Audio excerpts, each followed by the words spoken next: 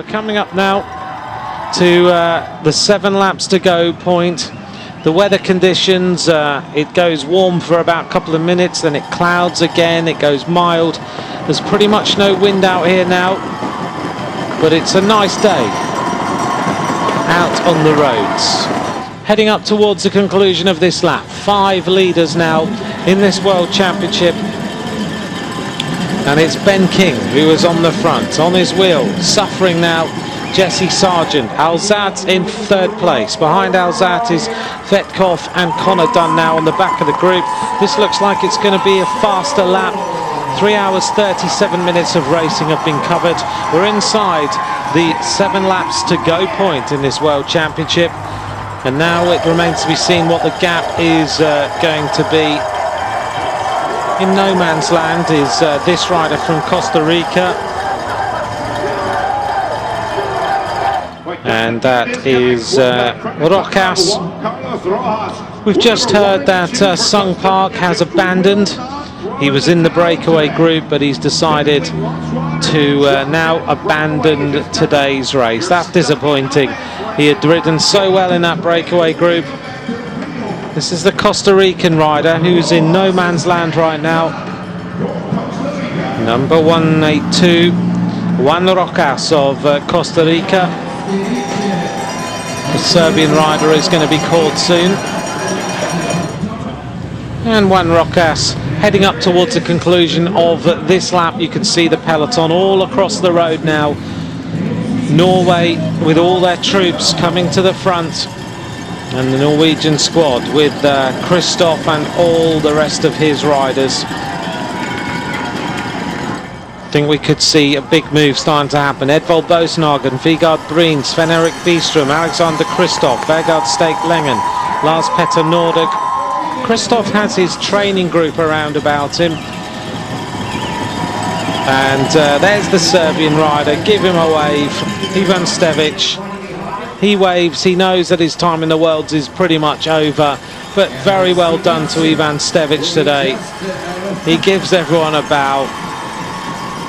He's enjoyed being there in the breakaway group. All smiles from Ivan Stevic. So the group now are heading up towards the line. It was 1:55 last time. And we'll see what the time gap is this time. It's going to be over 2 minutes. Spain left-hand side. And this time as we head across the line, it's going to be around about 2 minutes and 15 seconds. 2:15, 7 laps of racing to go. And there is no room anywhere to watch this race now. Tvetkov has a smile at the camera again, shakes his head. Still the 5 riders maintaining their advantage. They're going to be out in the lead for a little while longer. All the team cars going underneath my commentary box window. And the Serbian rider's had a nice time out. He was in the break, he's enjoyed being there, but he said that was very, very hard. Here he is. He quits, he abandons, he's now out of the race as well. But he's had his time. And you have to admire the effort to try and go out and take today's World Championship. Back with the leaders, 5 leaders. Dunn of Ireland, Sargent New Zealand, King of the United States of America, Alzate of Colombia, and Vetkov of Romania. Thank you for joining me. Do tweet in if you would like to, at Ant McCrossan, and let me know who you think might win this race today.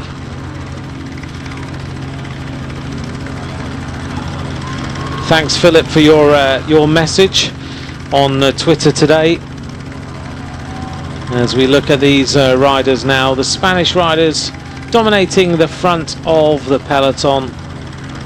So are the Polish riders and also one Brazilian rider up towards the front of the race. Jos van Emden looks around to see where everyone is. He's kind of left them behind a little bit. The gap's starting to grow a teeny bit more. 2:25 now on Radio Tour, the advantage for these riders. Well, I hope you're enjoying today's action. A lot more is going to happen before the end of this race.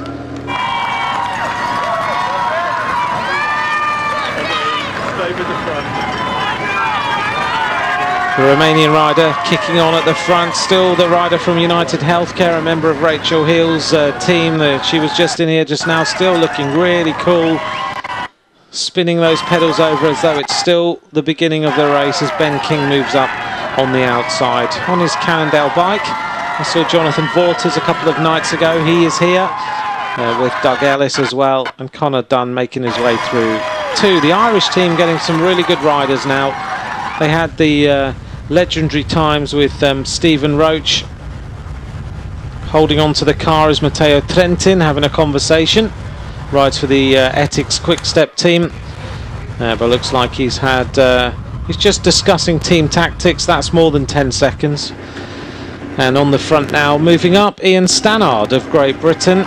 They're starting to look interested. Alex Dowsett also arriving. I wonder what the team tactics of Great Britain are today.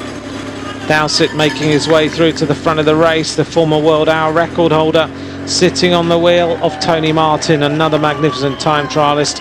But suddenly Great Britain are coming forward in numbers. I wonder what their tactic is going to be. Is it Adam Yates that they're going to ride for? But just talking about Ireland, now they've got Dan Martin, they've got Nicholas Roach, they've got Philip Diagnan, Connor Dunn, Sam Bennett, and many, many other riders. It's very impressive to see.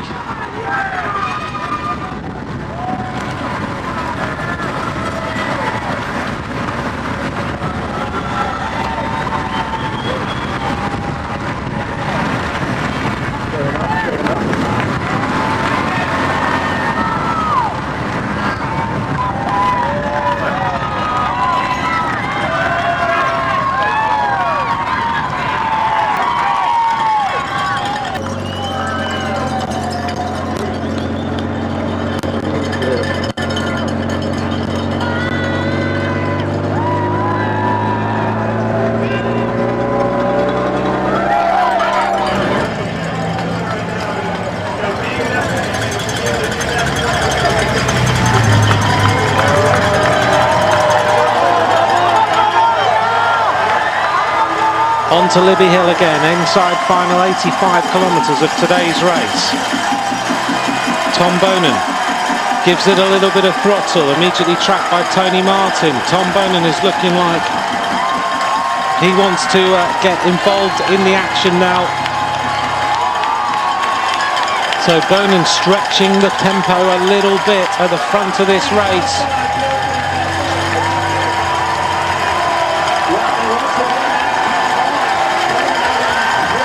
And Tom Bonan looking animated. Mikko Kwiatkowski, his teammate at Ethics Quickstep, also there. And suddenly this tempo is starting to go up all the time. And that interesting move of the Dutch squad to try and stretch the race and break it a little bit the last time round looks like it is starting to cause some problems for some riders further on back in the race. And now it's the Belgian squad trying to stretch this tempo a little bit more. Next time round we've got 5 laps of racing to go, and things are hotting up. And so at this point in the race, we welcome into the commentary box to join us is a rider, of course, that we all know here in the States, and a very warm welcome to Frankie Andrea. Thanks for having me. Great race so far. How's it going from your perspective, having seen what's going on out there? Well, I mean, the early break went, and it's interesting how they just kept it at a short leash. They didn't really let it go out there, and I think partly because the course is so dynamic, and there's so much changing, and I think the fight for position, everybody trying to be to the front, and I think I was very surprised with Holland just riding really from lap 1. I mean, putting out so much effort early on that they put out a big effort. They're going to have I'm not sure how many bullets they're going to have at the end, because it seemed like they used a lot of energy, but not letting the break go up the road was a little bit different. Right now, Belgium, really, you can see the grimace on their face trying to punch it and split it up, but last lap coming through the start-finish line, you see a lot of tired faces, and it's amazing. There's still 83 kilometers to go, and guys are cracking. It's incredible, isn't it? Everyone said that this course wasn't that hard, but we've added up 46 climbs in any bike race is very, very hard indeed, isn't it? No, extremely hard. And the thing is with this course, there's the three climbs. There's Libby, there's 23rd, and there's coming up Governors. And every time you go on up it, it takes a bit of power. It's like a punchy. So every time you go, it's like, and I compare it to like lifting weights. You know, if you're lifting weights and you're getting to that 10th rep, and then all of a sudden your legs give out, you can't do that 11th rep. This is how this course is shaping up, and this is how it's going to play out. Is that you're going to be fine for 10 laps, but all of a sudden when you get to the last 2 laps and you got to try to go up 23rd with the same power and the same watts that you've been doing it, your legs are going to give out, and before you know it, we're going to see a lot of riders actually. The gaps are going to open up, the big splits are going to happen, and right now what's going to be critical is having the numbers. The numbers in that front group in these splits is really going to be critical. Belgium right now trying to set things up and keeping that pace, and that's the thing too.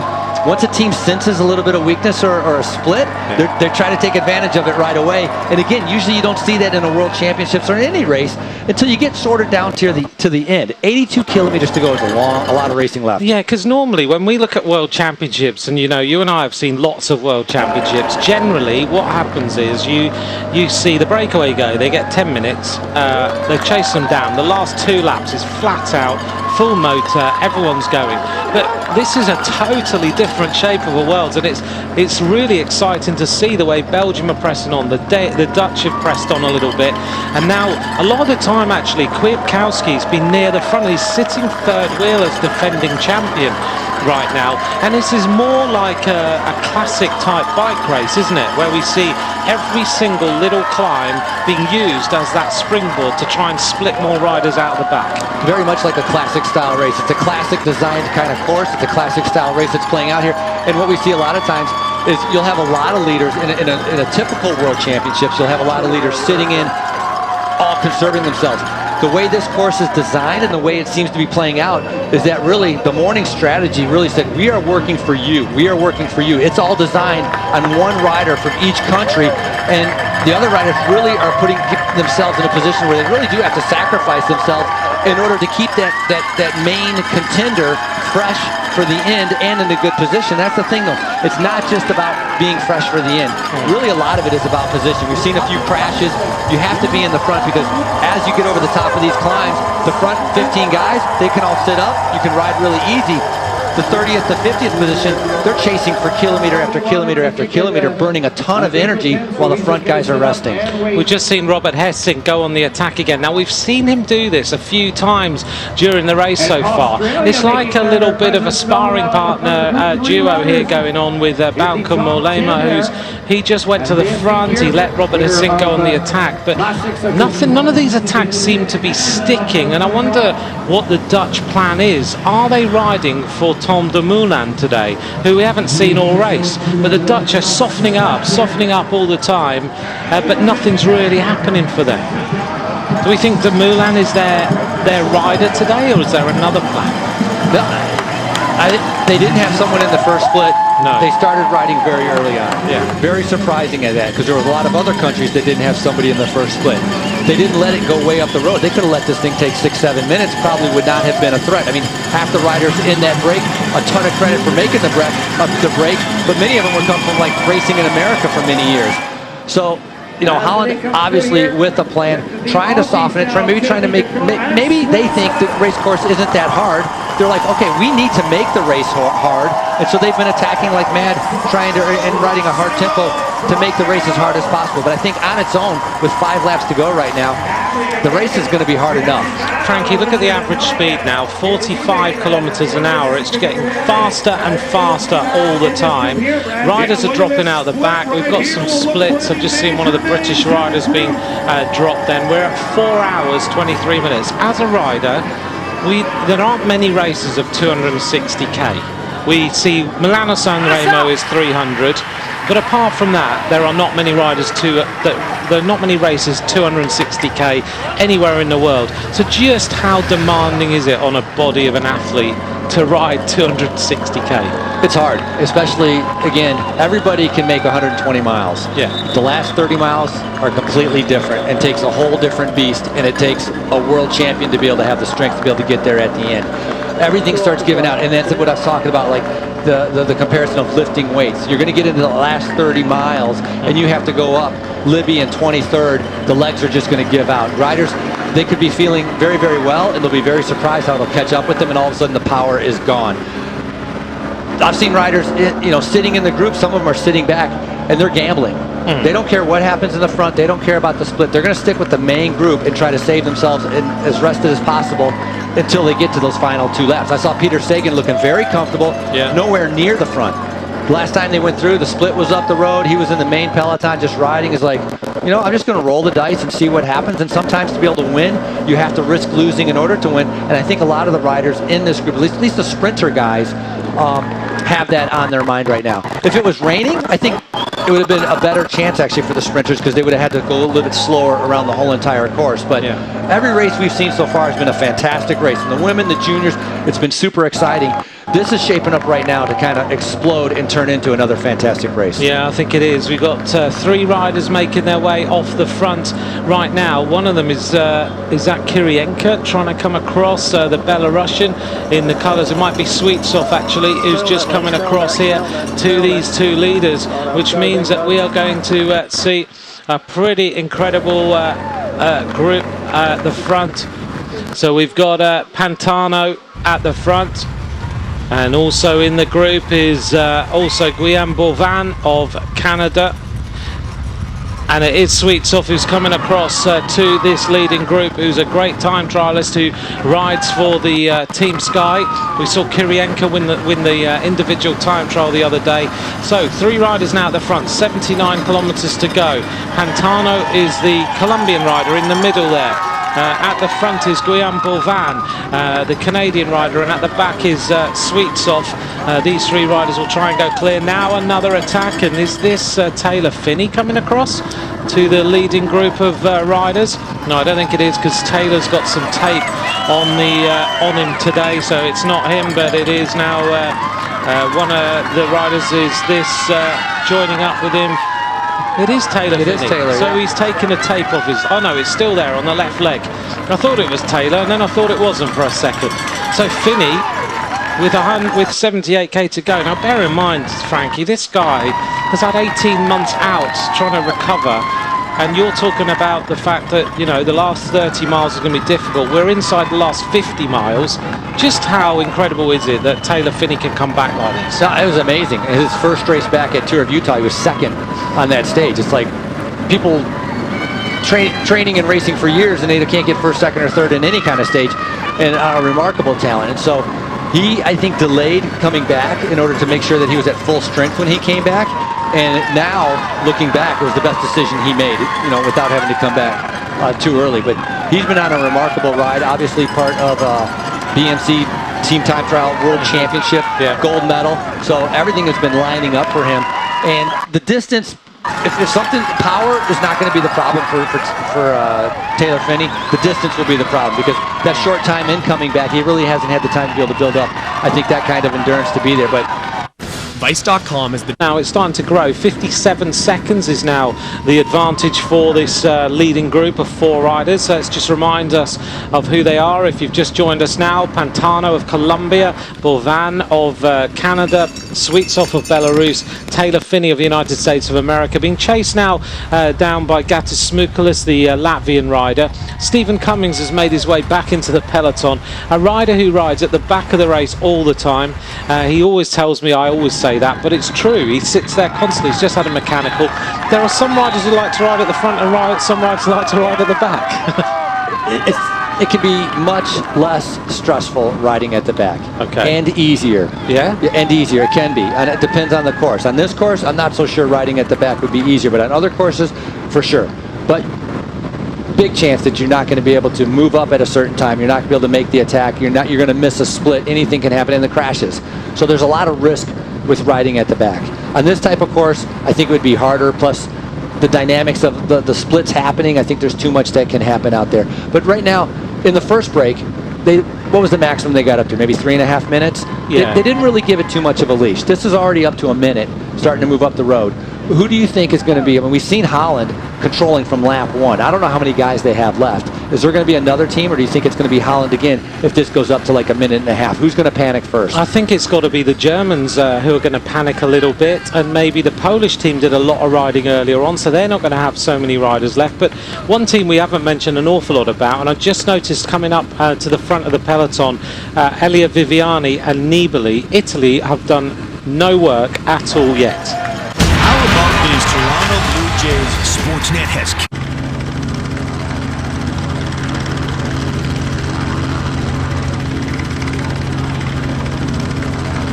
We've just heard that Nasser Bouhanni's had a mechanical problem and he's just been paced back into the peloton by 2 teammates. So Nasser Bouhanni is still in with a shout of winning this world title.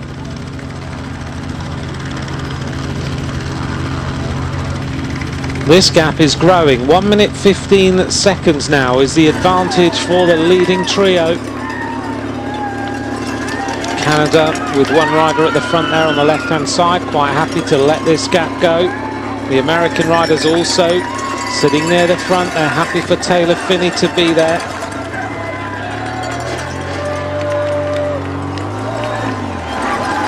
Taylor Phinney igniting this race for the United States of America. They got the bronze medal yesterday with, of course, Megan Garnier, who produced a stunning performance for them to get that bronze medal behind her professional teammate, Lizzie Armistead. Taylor Phinney, a world champion of the team time trial. He won the Dubai Tour in 2014. He was the individual time trial world champion under 23 back in 2010. He's won a stage of the Giro d'Italia in 2012. And one rider trying to go clear here. This rider is Bagdonas of Lithuania, trying to go clear. He wants to try and get up the road if he possibly can and catch the leading trio. The Taylor Phinney also won a stage of the Tour of Poland, a stage in the Eneco Tour. He was 4th in the Olympic Games road race in 2012, only 25 years of age, but certainly a rider who, until he had his crash, was on a massive trajectory, but now, having come back, he's just as good.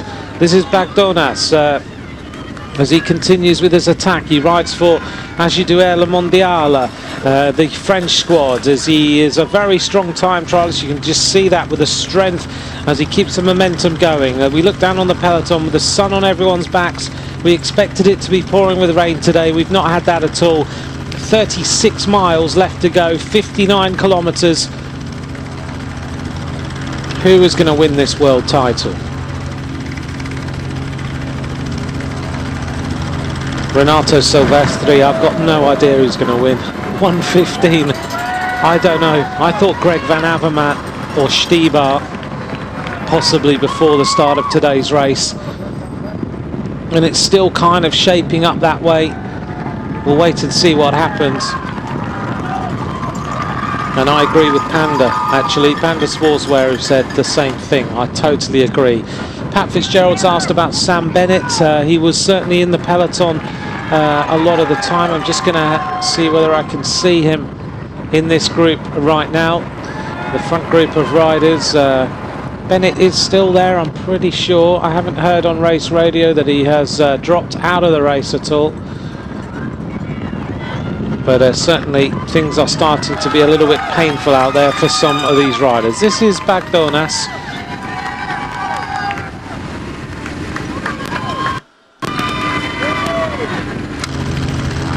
And Kaminas Bagdonas is 29 years of age as he time trials away.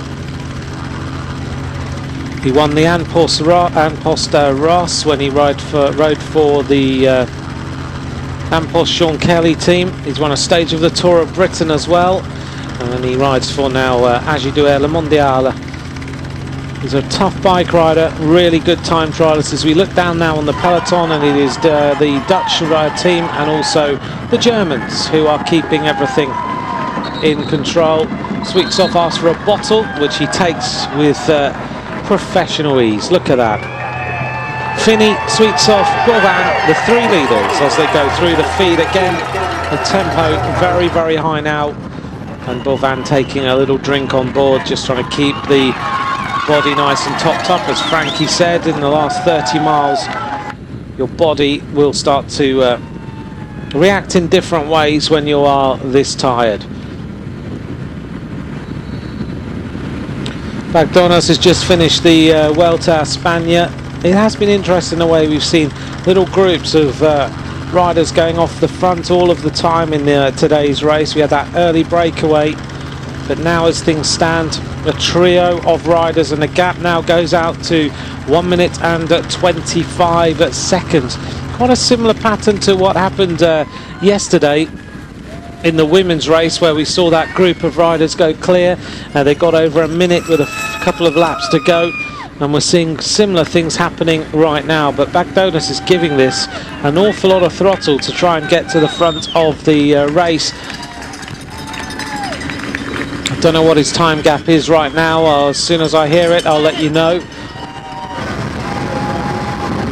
Downhill then with Bovan in the super tuck pedalling action, as Frankie said when he came into the commentary box. Taylor Phinney right on the wheel, Sweetsoft looking good. Bagdonas now starting to build his advantage on the peloton. The big question is, can he get to the front of the race?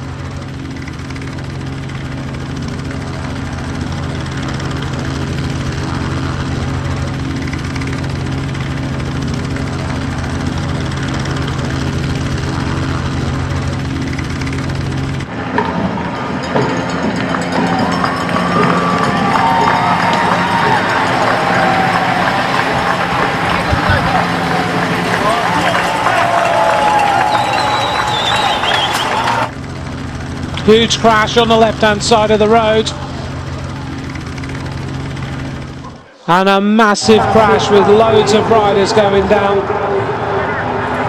in this feeding area. Team Sky's Nordic is down. There was one rider who really crashed pretty heavily, but everyone looks like they are up again. There's one bike left on the deck. I'm just looking to see. Nordic now, just looking at his bike. Let's take a look. As they went through, one rider hit the deck as he went in the feed, and then suddenly everyone crashed on the left-hand side. One of the Polish riders, I think, was Rafał Majka. And Majka was the second rider to hit the deck. I think it was one of the riders on the right-hand side who just everyone piled in there. And it was Viti, the Spaniard, who was the last rider to be held up there. The Guatemalan rider, number 188, is Manuel Rodas. He's going to take a little bit of time to get going. So it looked to me like either someone missed a bottle or something and took their foot out and then suddenly hit the deck, but all sorts of carnage, which again is going to help this three-rider breakaway. Sweetsoft, Bovan and Taylor Phinney still in the lead of this World Championship with 54 kilometres of racing to go. Zdeněk Stybar has been the World Cyclocross champion. He was second in Paris-Roubaix this year on the cobbles. He was second in E3 Harelbeke. He won the Strade Bianche, always on tough surfaces. Strade Bianche is a race on the white Tuscan roads, the gravel roads. So he's a rider who loves to be on the cobbled races. He also won a stage of the Tour de France this year. He's had a fantastic season. This race is starting to come back together as we get to the conclusion of these World Championships. Inside the final 40 kilometres, we are in the finale of this year's race.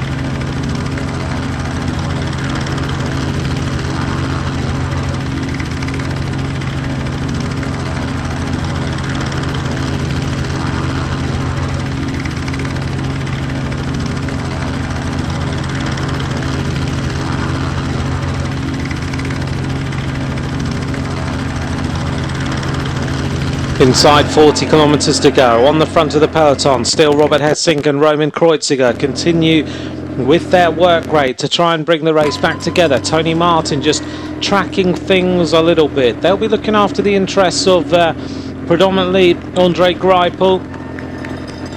They want this to be a bunch sprint. You wonder whether that's possible, but they also would also be able to play the card of John Degenkolb, who wears number 78. Degenkolb, winner of Milano Sanremo this season. He's looking now to bring home the victory for Germany.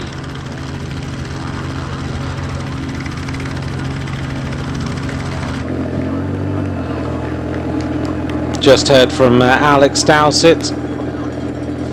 Said it was pretty hard out there. He is retired from today's race. He had to bring back the big split for the rest of the British riders, and he said it cooked him. So he's now able to just recover and relax a little bit.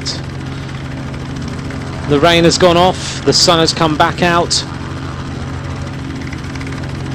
So it looks like we may well stay dry by the looks of things until the end of this race, which would be stunning news if that does happen. Looking down on a diminished peloton, as you can see, similar to the women's race yesterday, things are just going, the peloton getting smaller and smaller with riders going out of the back of the race. The three leaders are just there in front to the right hand side, and suddenly Denmark come to the front. Well, this is a big move from the Danish team. They're looking very, very strong, aren't they? Look at this, the entire Danish team. Chris Juul Jensen on the front of the race. He's an Irish-Danish rider. When you meet him, you think he's going to be Danish, and then you talk to him and he's got a full-fledged Irish accent. But he has dual nationality, and he chose to ride for the Danish squad. So Chris Juul Jensen on the front of the peloton right now. In their team, Lars Bak, Rasmus Goldhammer, Matti Brescher we've mentioned. They're looking to set things up now. Michael Morkov, Michael Volgren Andersen. That's the team of Denmark as we make our way up towards the climb yet again.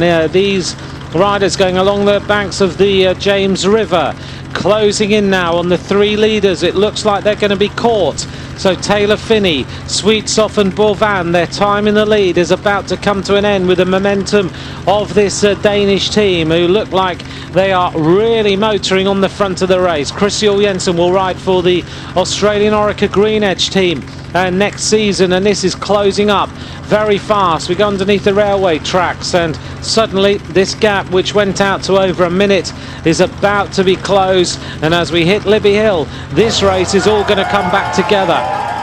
I think we're going to see some fireworks now. The British team moving up on the left-hand side of the screen. Take a look there. They have Ben Swift on the wheel. That is on the front now. Stannard is up there. They're going to shut things off. Luke Rowe is the first rider onto the cobbles. They put him in a perfect position. It looks like Stannard and Swift are going to kick things on over the top of this climb this time. And Swift, of course, has finished 12th in these World Championships last year. We've heard from Great Britain that they are kind of running a loose plan along the sort of lines of Swift going for the sprint. These two riders lead up the climb this time. Near the front also, one of the French riders.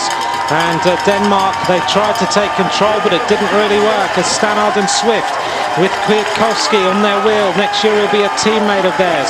Boonen is there, Martin is there. The Dutch team with Bauke Mollema, he is up towards the front. Rui Costa also there. Buani is still near the front of this race. We haven't mentioned Peter Sagan yet. Sagan just hiding somewhere in this peloton. So is Matthews. And a couple of British riders going out the back. Stephen Cummings is still there. Luke Rowe has given everything he can. Yuri Sagan disappears out of the back as they go over the top of the climb, and it is Ben Swift who leads. He takes a bottle. Kwiatkowski still looks as cool as a cucumber as he sits up and takes a drink, and he's now taking on a bottle. And it looks like he's going to completely check it and do it up. He must have been a little bit loose. Swift is the leader of this race. Suddenly, with 35 kilometers to go, there's a changing of the guard at the front of this World Championship.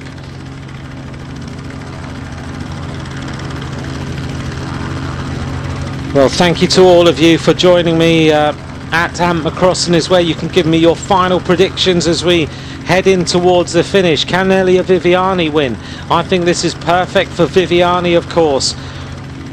6.8 kilos. Daryl Irvine, does it include the weight of the data pack under the saddle? I doubt it. I wouldn't have thought so. And Mikkel Mikazi, Geraint Thomas would have been perfect for this course. He would. Now the attack. And the attack comes from Great Britain. This is Ian Stannard. Stannard, the winner of Omloop Het Nieuwsblad on 2 occasions. He decides to go it alone. Robert Hessink is trying to go with him. Stannard has outwitted Etex Quickstep on a number of occasions. Boonen recognises that this is a big moment in this race. Stannard doesn't want this to come to a bunch sprint, so he is making a move. Sam Bennett of Ireland is still there, looking on further back. Who else is still there? Scott Thwaites is still there for Britain, but over the top of the climb this time goes Ian Stannard of Great Britain as he tries now to extend his advantage. He's one of the fastest descenders in the world. Robert Hessink has sensed the danger. He's going to try and go with Stannard. And the big question now is, will Hessink and Stannard work together? Hessink has done an incredible amount of work in this World Championship so far for this Dutch squad, but he's taken the opportunity to go with him. Look how quick they are going downhill from the helicopter. 34 kilometers to go. Stannard goes whacking through that corner. Tom Boonen is there as well for the Belgian squad. Everyone is sensing that this is a big, big move, and Stannard is just time trialing away from the rest of this field right now. He takes a bottle, he gets rid of it to a fan at the side of the road, and Stannard goes through the right-hander yet again. He obviously feels very, very good. So this is an enterprising move by Ian Stannard of Great Britain, maybe motivated by the move of Lizzie Armistead in the finish yesterday. They're heading through Schokol Bottom now. Stannard has pulled away a group of riders. Tom Boonen is looking around to see what the makeup of the group is. Stannard looks to see what is going on. I'm pretty sure Sagan has just made it onto the back of the group. Just taking a look here to see what has happened. No, here comes the attack, and it's one of the Dutch riders who is making a big, big move, having Stannard been the rider to go away. A massive attack at the front of this race now, and the Dutch are starting to Bauke Mollema has now gone. It was Bauke Mollema, sorry, not Robert Hessink who made that move. So Mollema has used it as a springboard. Bauke Mollema has gone on the attack for the Dutch squad. He's right on form right now. He is trying to prize this breakaway off the front of the race. Next time round we have 2 laps to go as we make our way up. Governors, one of the Spanish riders, is just behind him. Looking to see who that is. It's Rodriguez. Well, it might, it could be Moreno actually.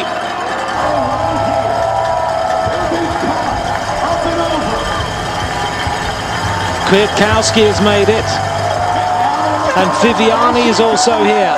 The makeup of the group then: Boonen, Viviani, Stannard. Also in here is Moreno of Spain. Moreno has made it into that front group. This is a really dangerous move. Kwiatkowski has also made the move. Here we are on the front. Bauke Mollema, Kwiatkowski, Tom Boonen, Moreno, Stannard, Viviani, and on the back of the group looks to me like Andre Amador of Costa Rica. These riders are going clear. They really need to work together now to try and build the advantage. Kwiatkowski looking around. Is he surely going to work here? Moreno goes to the front. His job will be to track this breakaway. Bauke Mollema, 2 laps of this World Championship to go. Tom Boonen is joining up with a classic specialist in Stannard. Viviani is where he wants to go. This is a perfect move if indeed they all decide to work together. 2 laps of racing to go. Malema, Boonen, Viviani, Stannard, Amador, Moreno and Kwiatkowski are the leaders of this World Championship. This is ignited, and look at the gap. The Australians have missed this, so have the Germans, and so Germany now get on the front. It is 18 seconds. What a move by Stannard to prize this off the front. It was Swift and Stannard who did the old 1-2. Swift took Stannard into the base of the climb, and then Stannard kicked on over the top. Andre Amador looking for a bottle. Kwiatkowski managed to just duck under that musette then. It was Moreno who led through the feeding zone. Kwiatkowski looks a little bit too cool. He doesn't look like he is kicking on too much. I wonder what the plan is here for the Polish squad. Kwiatkowski is soft pedaling a little bit. Surely this is the time to give this full throttle. Bauke Mollema goes to the front. Boonen is asking, are you going to work or are you not going to work? Stannard third in the line. Viviani, who's been on tremendous form this season for Italy. Kwiatkowski sitting on the wheels. He just looks far too easy, doesn't he? This is an incredible move at the front of these World Championships. Tom Boonen has been the world champion previously.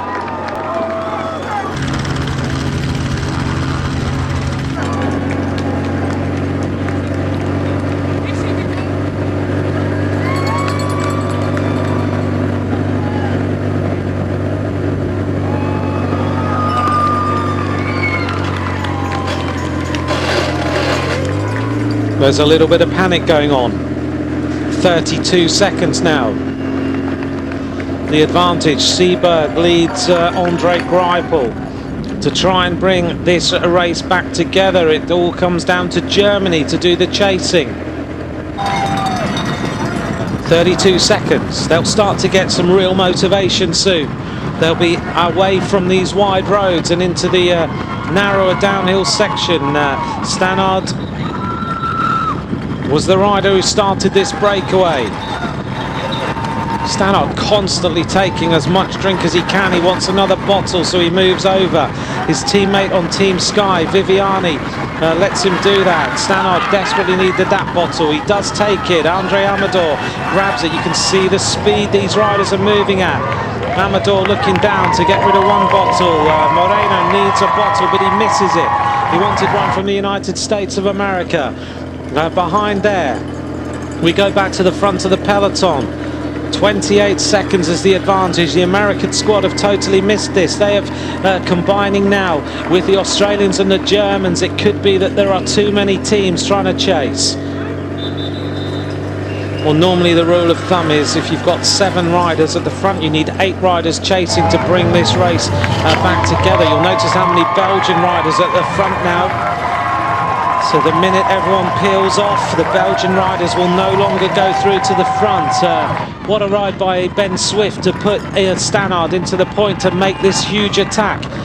And maybe everyone was thinking that the move would happen on the final lap, but Stannard wanted it to go from a long, long way out. They're trying to build their advantage. Viviani goes through to the front in the Azzurri Blu of Italy. Boonen, look how urgent he is as he goes forward. He said to me the other day, this is the second flattest World Championships he's ever ridden, and you kind of got the sense that he felt that maybe this could be his year again. Viviani on the back of the group, shakes the legs a little bit, just trying to get a little bit more life in them, just trying to recover. He looks down. I'm sure his girlfriend Elena Cecchini right now will be jumping up and down, trying to get Viviani to go a little bit faster. She's the Italian champion. Viviani shakes his head. Maybe he's suffering a little bit. He's unable to go with this move, or maybe he's been told he can't. Viviani's sitting on the wheels right now as we go fast, fast downhill. Kwiatkowski into that aero tuck. Stannard just adjusting his back a little bit. 28 seconds, still the advantage. Stannard broke his back in a terrible crash. Luckily, he managed to recover, and he's now looking strong in this World Championship. Boonen at the front goes through. You can't get much stronger riders than this group of riders that we have. This is absolutely incredible. Bill Morse, do all the World Championships use a circuit course? What they generally do is they start one place, come to another, and then do finishing circuits. So it's not unusual to be on a finishing circuit, although I would say the characteristics of this are a little bit different to that we've seen. Joshua David wants to see Peter Sagan win this world title. A lot of people do want to do it, but this breakaway group right now are holding their advantage as Stannard kicks on, going uphill. Bauke Mollema goes to the front. Dani Moreno of the Spanish team. So the Spaniards won't chase, the Dutch won't chase, the British won't chase, neither the Belgians or the Polish or the Italians. But Viviani has decided that he can't contribute to this breakaway group, so they are obviously riding for Vincenzo Nibali. It means he's got to sit on the back of the group right now, and these professional riders will totally understand it. Two teammates from Etixx Quick-Step. Kwiatkowski looks at Boonen. They've ridden together so many times. There's the German powerhouses at the front. The Italians are coming forward. They want to block this one a little bit, even although Viviani is using the excuse of Nibali to sit in there. The Belgians are trying to disrupt this a little bit more. I'm just looking to see if that's still Ben King near the front of the race for the United States of America. If it is, it's an incredible ride by him. He was at the front earlier. The Dutch now arriving. They're trying to block things off a little bit. So some team tactics are happening. The Italians are disrupting it. The Dutch are disrupting it. They're trying to drive. What they'll try and do here, just to explain, the Belgians, the Italians and the Dutch will try and drive into the bottom of the climb, and then they'll try and slow up over Libby Hill to then let this group go away, because the Dutch have been riding for Bauke Mollema all day today.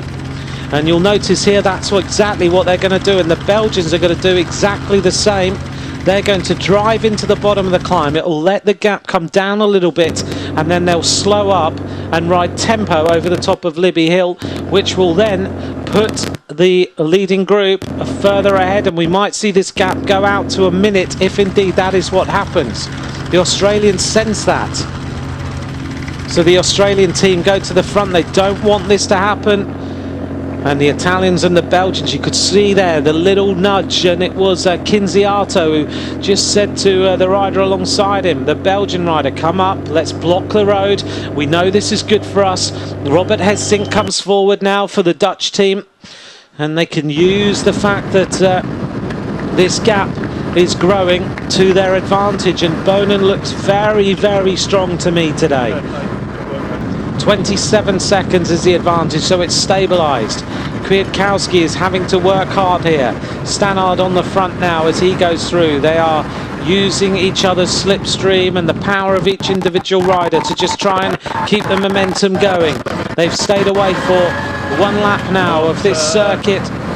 The attack went on Libby Hill. Let's see whether the Belgians, the Dutch and the Italians are on the front of the peloton when they come onto Libby Hill. The motorbikes come round the corner. They are not far behind, really, in real terms. Boonen is going to put it into a gear that means he can really kick on up the climb. There's the peloton. This race is coming back together. But now it comes down to whether the Belgians can now use their form to good effect. Boonen goes onto the climb. Kwiatkowski measures him. Stannard is still there. He is able to ride these cobbles at a good tempo. Boonen looks like he's got slightly tired legs, but he goes formidably to the right-hand side of this race, and we'll see whether the Belgian team are on the front of this race right now. They are. Look at this. The Belgians, sorry, this is the lead group. Which group is just behind? We'll see who is doing the chasing. And it looks like we've got a little bit of a stretch happening as Tom Boonen, Kwiatkowski, Stannard, Viviani and Bauke Mollema, Dani Moreno. This race isn't over yet because the peloton is coming back. 15 seconds the advantage. It is closing up so fast now. And it is Marco Haller who kicks on over the top of the climb. The French are also represented well, so are the Italians. Looking to see where the likes of Peter Sagan are, because I've not seen Sagan all of this race. Next time round, the peloton are going to get one lap to go. Greipel is hanging on at the back.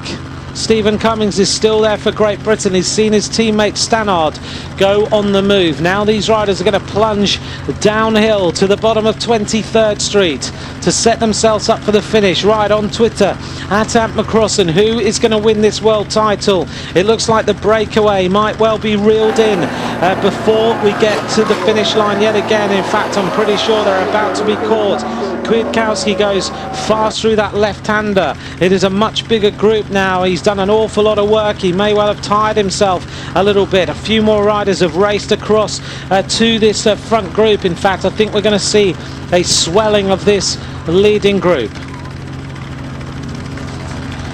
We're just hearing a few riders racing across. Let's see. I think we've got 13 riders now in this leading group. And I'm just taking a look to see who has made it. John Degenkolb, I think, has made the front group. That's going to mean the Germans will no longer chase. Kwiatkowski, Amador, Viviani, Stannard, Moreno, Bonin. Degenkolb is now in there for Germany. Van Avermaet, Marco Haller desperately trying to get himself across to make it 14 riders in the leading group. I don't see Peter Sagan there yet. We've still got this leading group. 4 riders powered their way across. Andrei Greipel on Radio Tour has just been dropped. Alexander Kristoff makes the front of the race now. All the big names are here. Just taking a look at this front race. Greipel now, his legs have given out. The gorilla did us so much work to get Degenkolb to the front group. 18 kilometers to go. Race is over for Greipel. Only 18 kilometers remain in this World Championship. I think we've got 13 or 14 riders in the leading group, being led by one of the French riders. I haven't quite seen who that is. Stannard is still there. One Italian rider also made it across to this front group. I'm wondering if it was Vincenzo Nibali.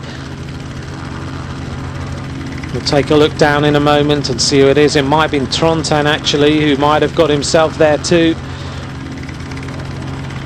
This is shaping up to be some finish to this World Championship.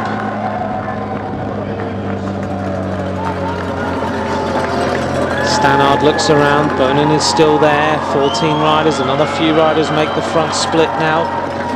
And you can see a definite split as we go through Schokol Bottom.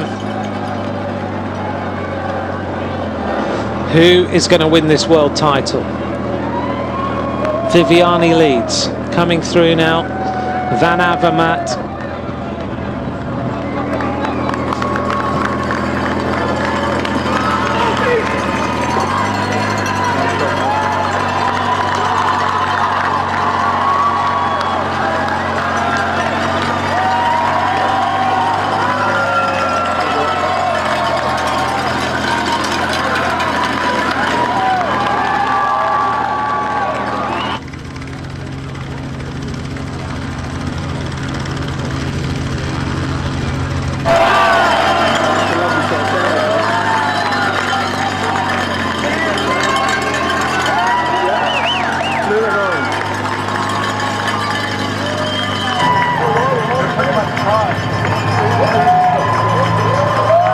Let's take a look at the front of this race, though. It's all coming back together. At the front of the race then, Dumoulin has made it. Rui Costa just jumping across. Degenkolb is there. Tony Galopin is the French rider. Sam Bennett of Ireland desperately trying to get onto the wheels as they make their way across the top of Governors. This time round there'll be 1 lap to go. Kwiatkowski is there. It wasn't Kristoff, sorry, it was Edvald Bosenhagen. Bosenhagen is in this front group now. Philippe Gilbert is also there.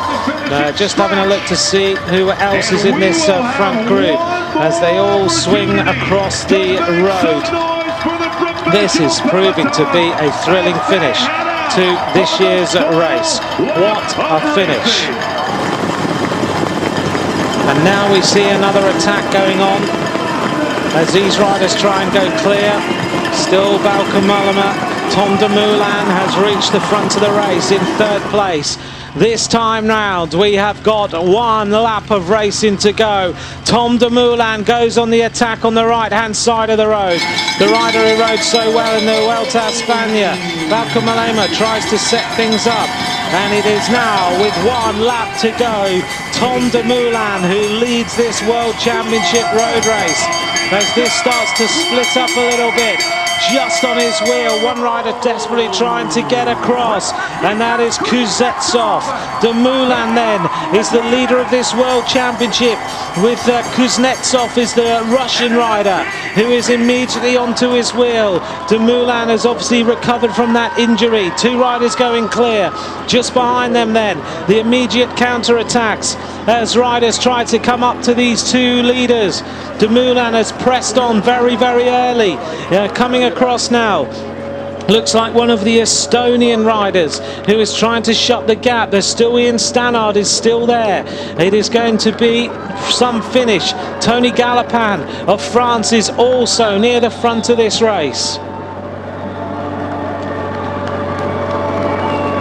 Well, 15.5 kilometers to go. Who is going to be the winner of this World Championship? Kuznetsov flicks his elbow, asks Dumoulin in the orange to come through. Rui Costa now is the rider who's coming across to these leaders. Rui Costa was the world champion in 2013, and now Rui Costa arrives at the front of this race. He looks around to see what is going on.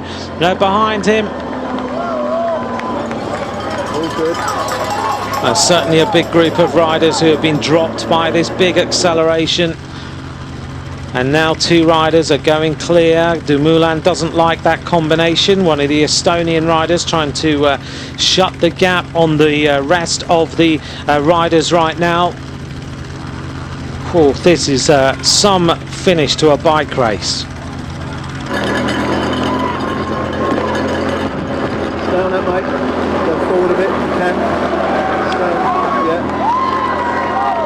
A big move now at the front from one of the Portuguese riders. This is Nelson Oliveira, I think, who's just making a move.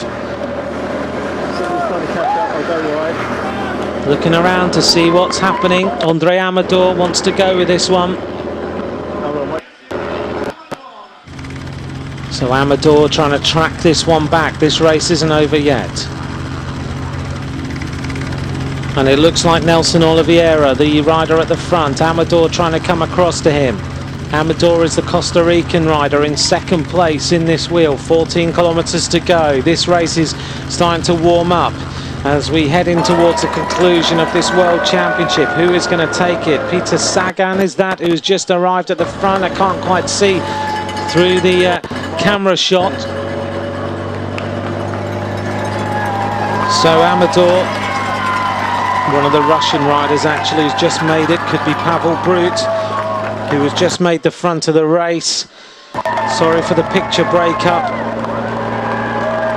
And I think it could be Rein Taaramäe, who is the rider from Estonia, who has just made the front of the race, the winner of the Arctic race just a few weeks ago. Rein Taaramäe, the winner of the Vuelta a Burgos. Pretty sure it's Oliveira, Amador, Rein Taaramäe, maybe Pavel Brut, and one Belgian rider at the back, which could be Philippe Gilbert, but I'm just taking a look here to see which of them it is. Tiesj Benoot has also been up there for the Belgian team over the run into this next point in the race. 14 kilometers of racing remain. It is Pavel Brut.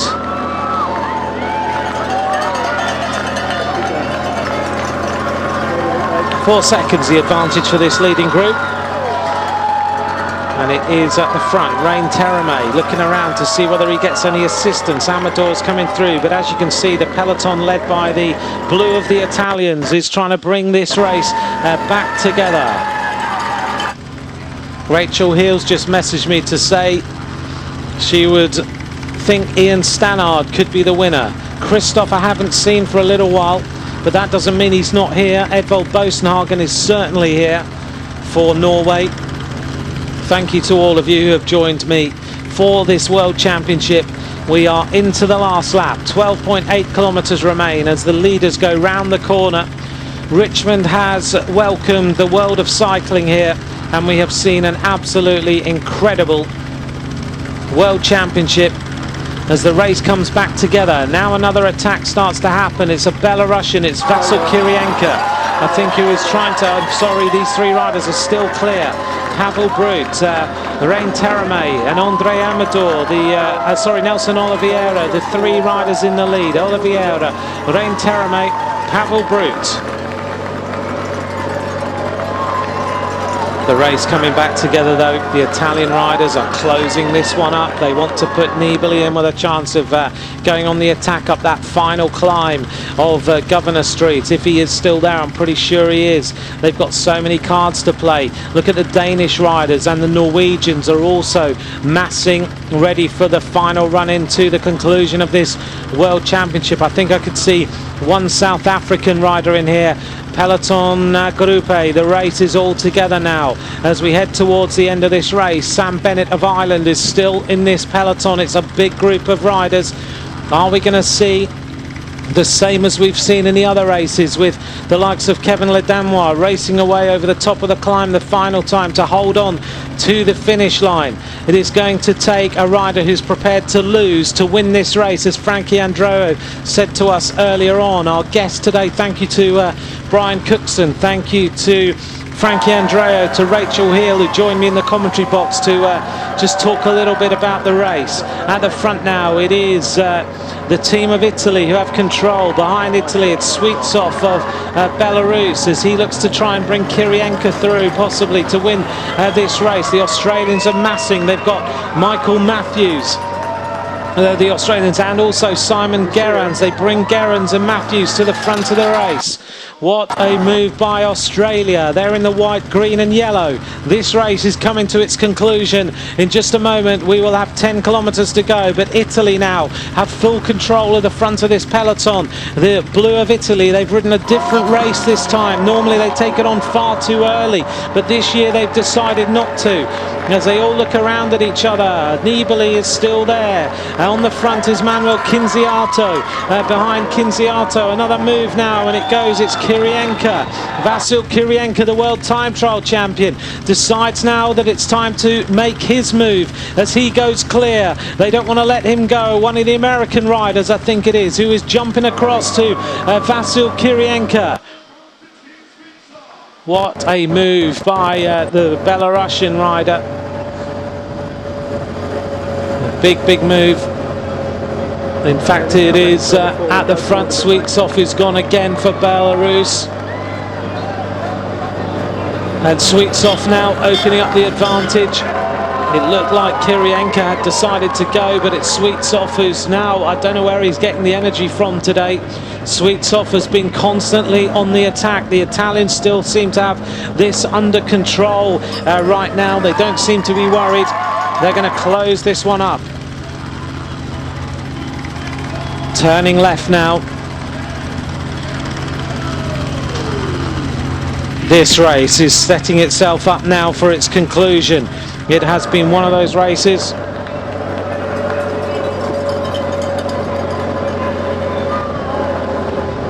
This is a big move at the front. And it's Tyler Farrar who is on the move now. I'm pretty sure Tyler Farrar and Sweetsov, the camera just not getting down there to see the faces of these riders, but to me it looks like the style of Tyler Farrar, the MTN Quebec rider.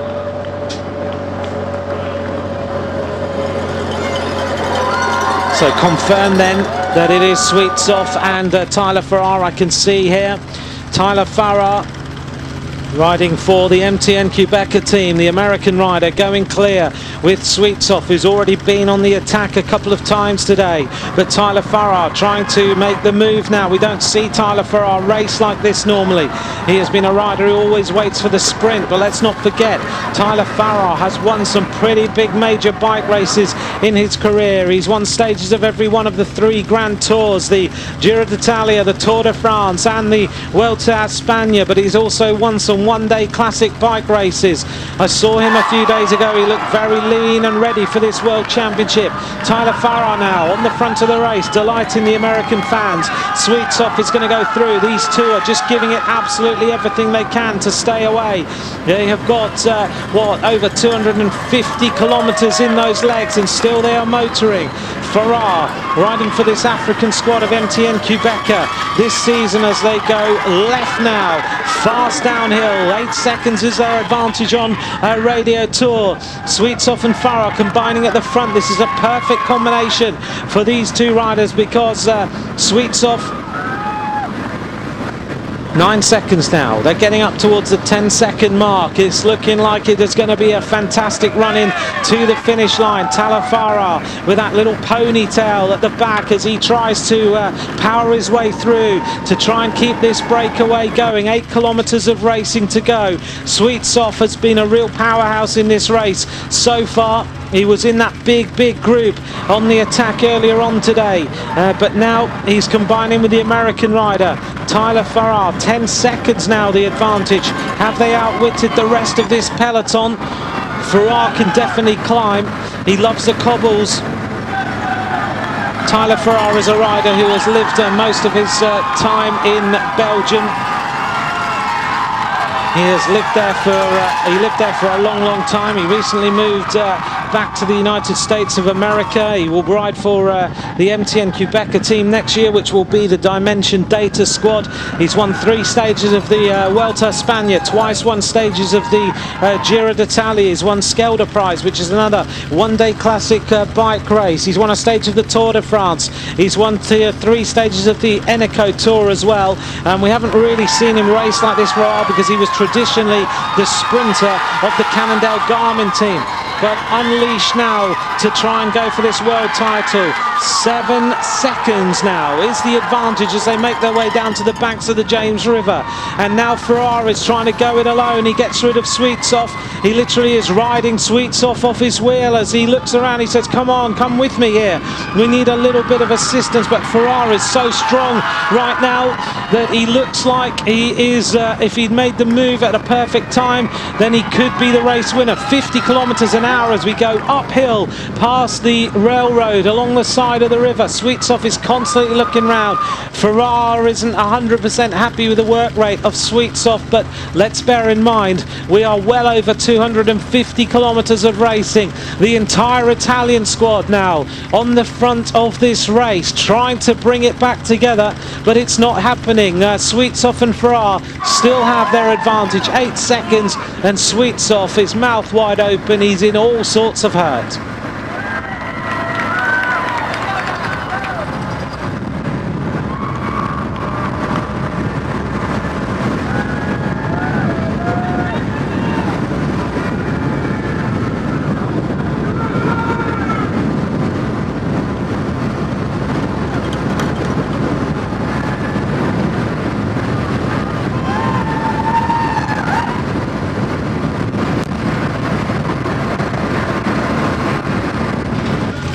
Tyler Farrar and Sweetsoft, 5.8 kilometres to go. We look at a diminished peloton led by the Italian squad. They're trying to put Vincenzo Nibali in to win the world title after his disappointment in the Vuelta a España. They are doing a tremendous amount of work now to bring this race back together. Still Farrar and Sweetsoft just working each other to try and stay away, but you get the sense that it's not really going to happen. The American team really have produced a fantastic performance today with Taylor Phinney, with Ben King. Brent Bookwalter previously was in a little bit of the action. Tyler Farrar is there, but is one rider still left in here, and that's the young rider Lawson Craddock. Maybe they're just softening up for a result no one expects.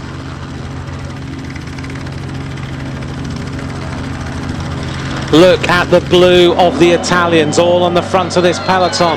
Now the Belgians also arrive. This race is going to come back together as we turn onto Libby Hill. The peloton is all together. Who is going to win this world title? There is a lot of riders in with a shout of winning this. Now another big attack, and Farrar goes yet again. He's refusing to give in. He's trying to break away. He's still got a load of strength in those legs. You could tell that when he was riding along the banks of the James River, that Farrar still had a little bit more to give, but the Italians hunt him down. So do the Belgian riders. Farrar shakes his head. The arrival of the Dutch team, as they all look around. Dumoulin is still in the wheels. There are riders we haven't even mentioned today. Noticeably, just look about 5 wheels from the front. Nacer Bouhanni, the French sprinter, is now there. Bouhanni, can he win the world title? They are sprinting their way up towards Libby Hill this time. This is going to be a fantastic run into the finish line. Another big move as the French come forward. They know they've got the numbers. Zdeněk Štýbar, I think, is also there for the Czech Republic. Is the move going to happen now on this final climb of the day? The German riders move up as well. Everyone's sensing they don't want to let anyone sneak away on this climb. The French are trying the same tactic they tried in the under-23 road race. Zdeněk Štýbar now attacks. Immediately goes to the front. A big move. Immediately going with him is the German rider. It looked to me like it was John Degenkolb who was trying to go with Štýbar. The Belgians are trying to shut the gap. Edvald Boasson-Hagen, I think, is up there. Štýbar is giving this full throttle now. Degenkolb gritting his teeth. Van Avermaet is also there. Edvald Boasson-Hagen, the first 4 riders across the top. Štýbar, Degenkolb, Van Avermaet. Also there is Edvald Boasson-Hagen. Peter Sagan now arrives at the front of the race for the first time. Can he get himself onto the wheel? It's one long string of riders as they go over the top of Libby Hill for the final time. A huge crowd is waiting here at the finish line to bring these riders home. 3.7 kilometers to go. Štýbar's attack hasn't worked. Now who's going to take the initiative? A big move on the right hand side. It comes from the Dutch squad. John Degenkolb is prepared to go with this one. An immediate reaction from Štýbar. Van Avermaet. Behind Van Avermaet is Edvald Boasson-Hagen. They're going to go fast downhill now and set themselves up for the climb of 23rd Street, where dreams are made and hopes are crashed.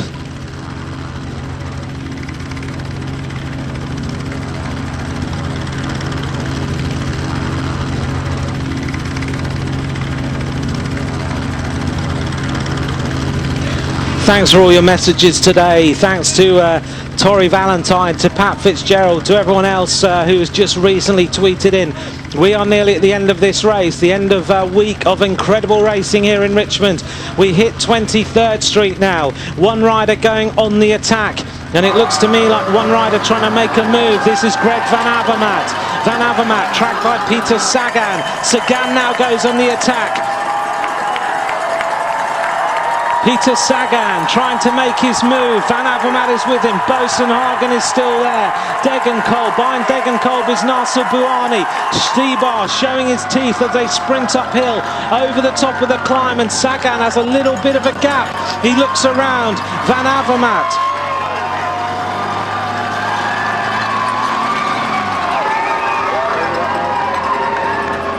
Peter Sagan gives this full throttle now.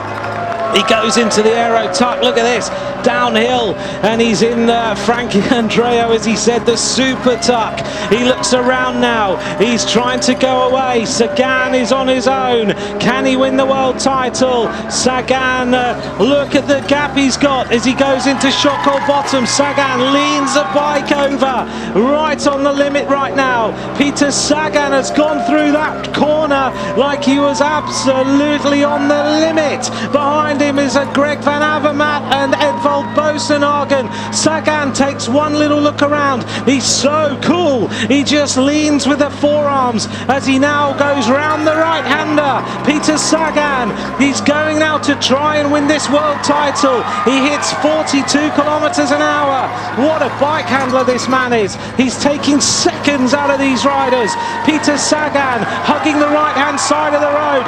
What an absolutely incredible attack by Peter Sagan. We haven't heard him all race.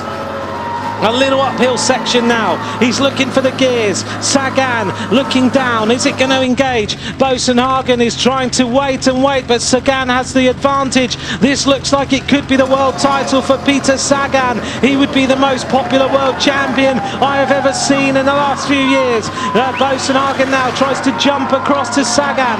Behind Sagan, the Spanish team are trying to salvage something. Sagan turns on to Governor Street. He's now going to set himself up for the most important climb of his life. Peter Sagan with 1 kilometre to go. He's out of the saddle. He hugs the left-hand side of the road. Peter Sagan now still lifting the tempo a little bit more. This is his race to lose right now. Sagan looking absolutely superb. The green jersey of the Tour de France. He timed his move to absolute perfection. Behind him the Spanish team are coming.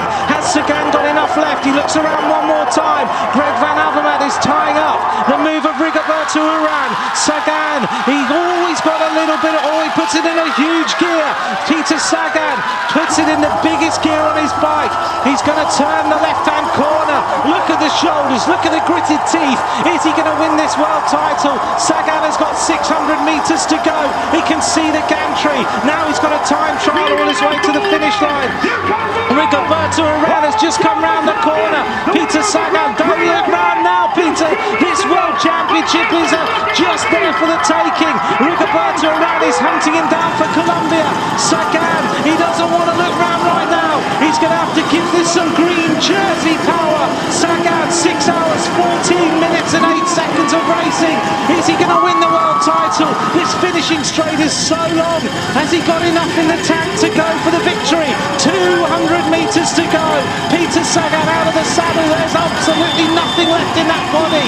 The lactic acid is burning. The eyes are filled with pain. Peter Sagan sets himself up now with 50 metres to go to the finish line. What a win! Peter Sagan is the world champion after 6¼ hours of racing. What an absolutely amazing win! Peter Sagan is the world champion. Whoa! What an absolutely incredible finish. He had nothing left when he got to that finish line. Peter Sagan just was, look at that, he gets off the bike, he walks. He's covered in sweat and dirt and everything, but he's now going to go to the fans. He's going to high-five everyone. He is probably the most popular world champion we have ever seen in the last few years. He can't believe it. He's walking. He doesn't want to ride the bike. What a win by Peter Sagan. He throws his helmet into the crowd. That'll be worth about 100 grand in a few years. But Peter Sagan wins. Just looking at the silver and bronze, I think it was Michael Matthews of Australia. Navadauskas, I think, takes the bronze medal, but we'll confirm that in a moment. Here he goes, right on his wheel with Van Avermaet, but look at the power of Sagan. But he won it on the corners, on the descent. He was absolutely thrilling. Matthews and a few others were just a little bit far back.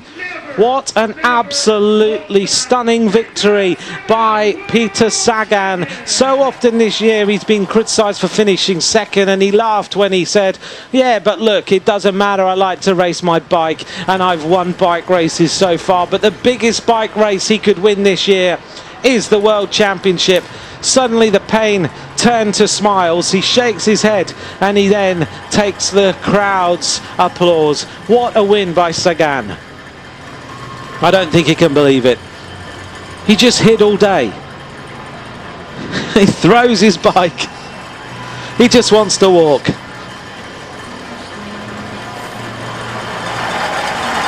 Peter Sagan is the world champion.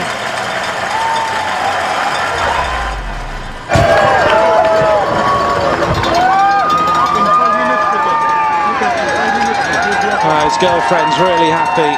Sagan is now the world champion. What an incredible day.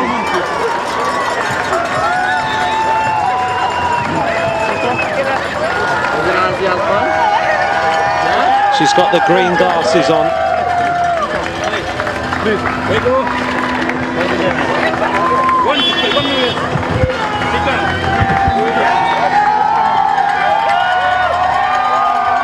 Well, I think the Americans will be happy with this victory. If it couldn't be an American, then it could be Peter Sagan.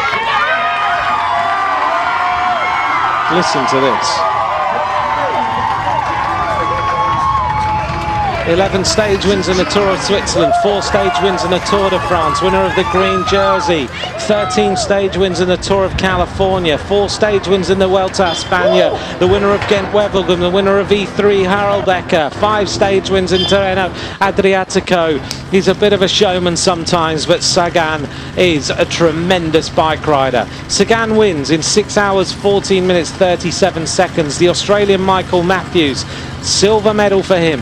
Ramūnas Navadauskas takes the bronze for Lithuania. Behind him, Christoph, Valverde, Gerrans, Galopan, and the defending champion Kwiatkowski.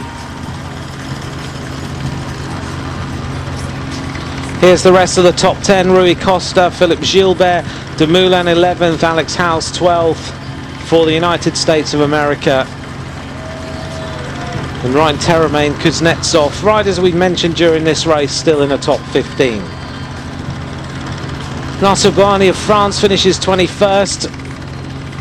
Ben Swift of Great Britain 22nd. Van Avermaet, the rider that everyone was mentioning as a possible winner, was also in that group, sprinting up to the finish line. Rigoberto Urán, as he hit the top of that climb, had given everything. He came in 18 seconds down. Boonen 34th, Demar 37th, Sam Bennett of Ireland 39th today.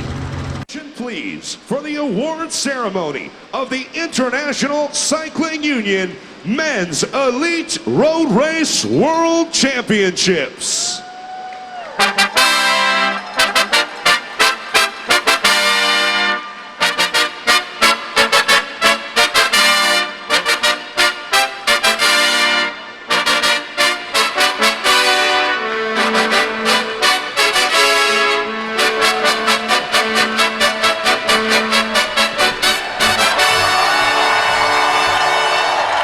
Peter Sagan walks onto the stage with Michael Matthews and Ramūnas Navadauskas. The award ceremony Navadauskas just getting better and better all the time. Au troisième rang et médaillé de bronze. In third place, earning the bronze medal from Lithuania, Ramūnas Navadauskas. Les médailles seront présentées par Monsieur Brian Cookson, président de l'Union cycliste internationale. Presenting the medals is Mr. Brian Cookson, president of the UCI. Les fleurs seront présentées par également la montre généreusement donnée par Tissot. Presenting flowers and the watch kindly donated by Tissot is the First Lady of Virginia, Dorothy McAuliffe.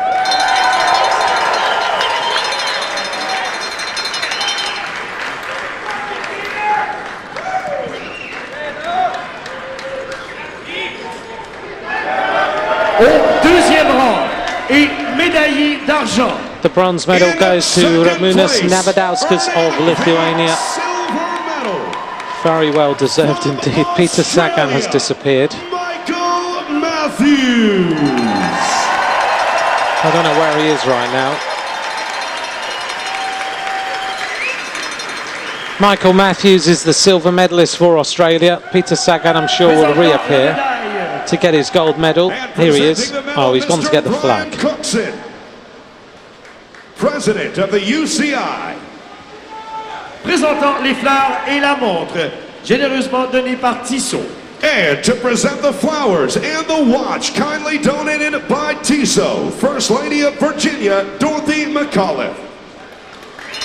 Michael Matthews looking a little bit reflective about his silver medal. You never mention him all day. It's normally the way that a world title is won. The same as Sagan. We didn't see him other than one time near the front of the race. Champion du monde et médaillé d'or. And now, the gold medal. He has the Slovakian and flag world ready. Champion from Slovakia, Peter Sagan. He's a big favourite in the United States because of his exploits in the Tour of California.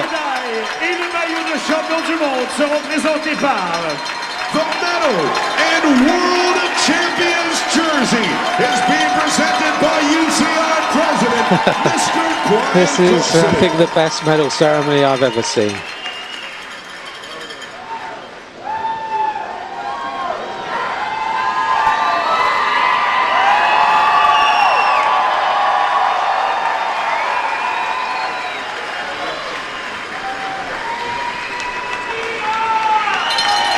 Peter Sagan is the world champion. Généreusement donné par Tissot seront présentés par.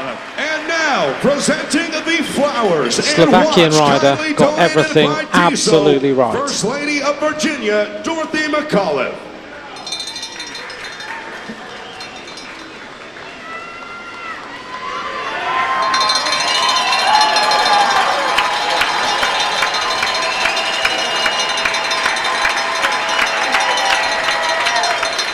Et maintenant, mesdames et messieurs, en l'honneur du champion du monde, And now, assistant the à la national levée du anthem drapeau et of dont l'hymne Slovakia. national.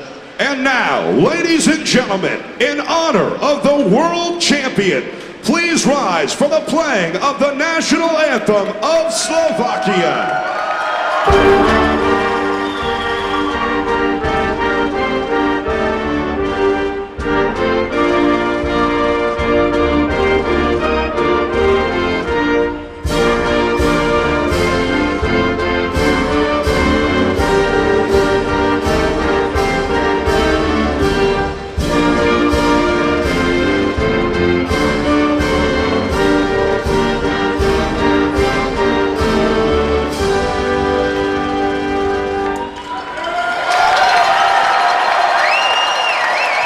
World champion Peter Sagan of Slovakia, silver medalist Michael Matthews of Australia, Lithuania's Ramonas Navadauskas Ladies takes and the gentlemen, the bronze podium medal. of the elite men's road race world championship.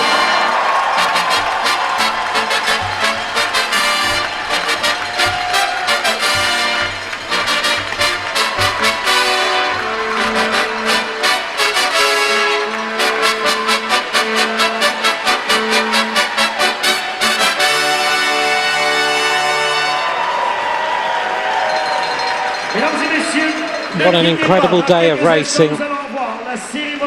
It's always the strongest rider on the day who ends up winning the World Championship. It's the cleverest, the strongest, the most tactically astute, and Sagan got his move absolutely perfect.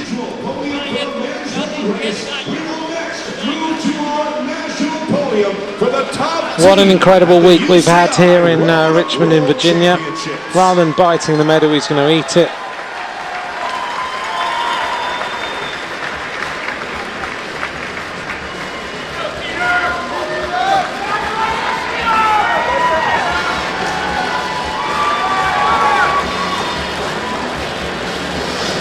Ha ha ha.